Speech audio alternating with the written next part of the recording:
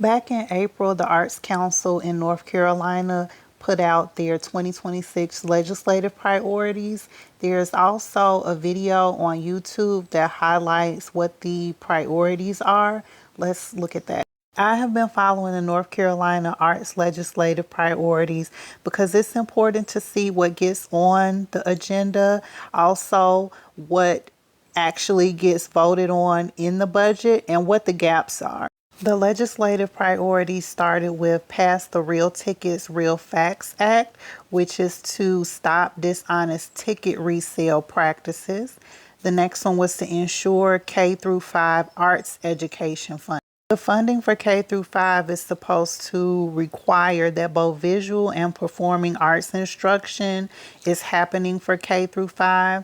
The next one was to fix the grassroots arts program funding formula. The next priority was supposed to unlock a $500,000 match in private foundation funding with a $500,000 recurring allocation for A+ schools in North Carolina. The Assembly representatives also added to the legislative agenda arts and creative businesses in Western North Carolina recovery. This is specifically related to the hurricane that came through here. Just to recap, these legislative agenda priorities came through in April. This is a pretty comprehensive list. The last one was to close a $6 million gap in NC Arts Council general grants funding. We'll see what happens. There was an update that came out today from the legislative priorities that were released back in April. And right now, it's not looking good. It looks like only one priority was accepted and there are other changes. Out of all of the legislative priorities that were on the agenda from April, the only one that got voted into the budget was the Real Tickets, Real Fans Act, and it included all of the language in its entirety.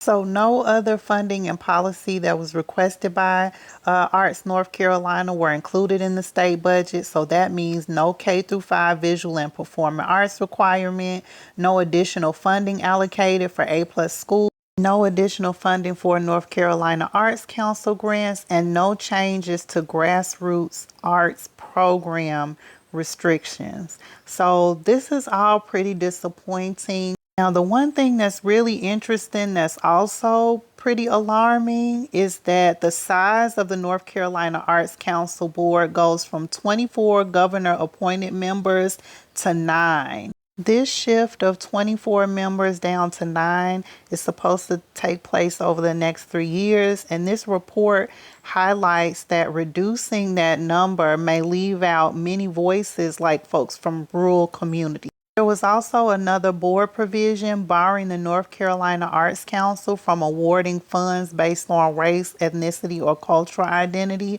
of an organization's leadership. They say that this is not the current practice of the council. I feel like following your state's arts legislative priority agenda helps with putting in perspective like why art is actually political.